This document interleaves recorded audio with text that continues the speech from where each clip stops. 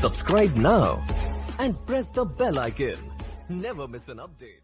मैं Mahipat Yadav Stephen classes में एक बार आपका फिर स्वागत करता हूं। आज हमारा टॉपिक है भौतिक विज्ञान कक्षा 12। बहुत ही महत्वपूर्ण डेरिवेशन है फ्रिंज की चौड़ाई के लिए व्यंजक। फ्रिंज दो प्रकार की होती हैं, एक अदीप्त और एक प्रदीप्त।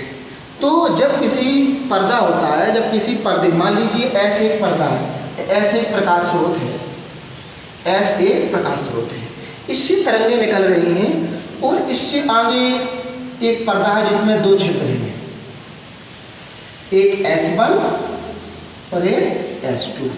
अब इससे ये एक पर्दा है जिससे एक बड़ी प्रकाश तरंग निकल रही है जिसकी तरंग दैर्घ्य लैम्डा है। अब इससे इस प्रकाश स्रोत से एक निश्चित दूरी पर एक अन्य पर्दा है जिसमें दो छिद्र हैं, एक S1 और एक S2। अब जब यहाँ से प्रकाश निकलेगा तो इस पर्दे पर स्वाभाविक ही टकराएगा और टकराने के पश्चात इसके दो छिद्र हैं, इनसे क्या निकलेगा, बाहर निकलेगा। तो जब बाहर निकलेगा प्रकाश तो एक पर्दा और लगा देते हैं, एक पर्दा और, इस पे जो फ्रिंज होती हैं प्रदीप्त तो अदीप्त फ्रिंजों का निर्माण इसी पर्दे पर होता है। अब इसके पश्चात जब S प्रकाश स्रोत से तरंगाग्र निकलता है तो ये ध्यान दिया जाता है इसमें कि जब इससे कोई प्रकाश स्रोत ये है, इससे तरंगें निकल रही चारों दिशाओं में। अब यहाँ से प्रकाश तरंगें निकलेंगी तो इस पर्दे पर टकराएंगी। इस पर्दे में दो छिद्र हैं। अब ये दोनों छिद्र S से समान दूरी पर हैं। अगर ये दोनों छिद्र S से समान दूरी पर नहीं होंगे तो जो तरंगाग्र यहाँ से निकलेगा यहाँ पर समान कला में नहीं होगा। और जब तरंगाग्र समान कला में नहीं होगा तो पर्दे पर प्रदीप्त तथा अदीप्त फ्रिंजें उत्पन्न नहीं होंगी। इस बात का ध्यान दिया जाता है कि S1 और S2 जो छिद्र हैं इनकी दूरी S से समान रखी जाती है। अब यहाँ पर एक ये तरंग चली यहाँ पे, अब एक S2 से तरंग चली यहाँ पे, दोनों आपस में टकरानी। अब S1 और S2 के बीच की दूरी है D, स्मॉल d। S1 और S2 के बीच की दूरी है स्मॉल d और इस पर्दे और इस पर्दे के बीच की दूरी है कैपिटल D। अब इन दोनों S1 और S2 का जो मध्य बिंदु है वो मिलता है यहाँ पे P मान लीजिए, यहाँ पे O मान लीजिए, यहाँ पे C मान लीजिए। OP की दूरी मान लीजिए X। ये हमारा चित्र हुआ।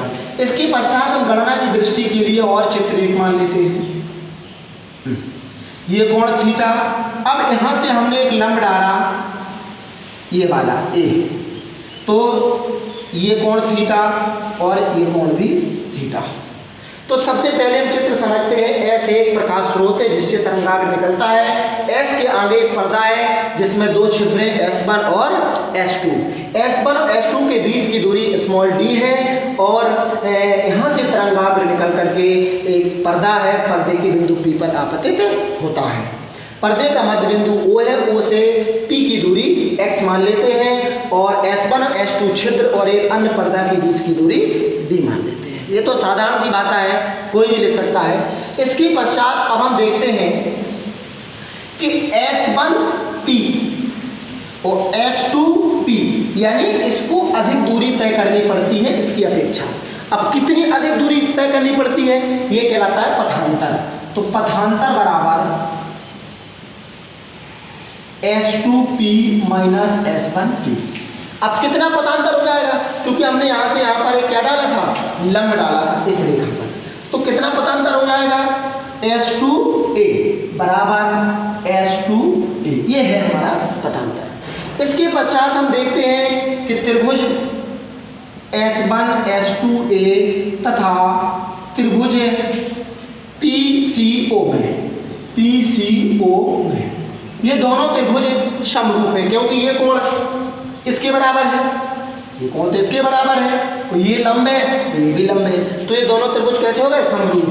त्रिभुज S1 S2A समरूप त्रिभुज PCO। अब हम जानते हैं गणित के अनुसार जब ये त्रिभुज S1S2A PCO जब ये दोनों त्रिभुज समरूप हो जाएंगे तो आप जानते हैं कि किसी भी समस्या का समाधान करने के लिए इनकी संगत भुजाओं का अनुपात बराबर होता है। तो सबसे पहले हम त्रिभुज में लेंगे S1S2A में, तो इसमें सबसे पहले हम लेंगे S2A बटे S1S2 बराबर। अब इसकी ये भुजा, सबसे पहले हमने ये भुजा ली, फिर इसकी ये ली, तो इस त्रिभुज का लंब होगा PO और कर्ण होगा PC।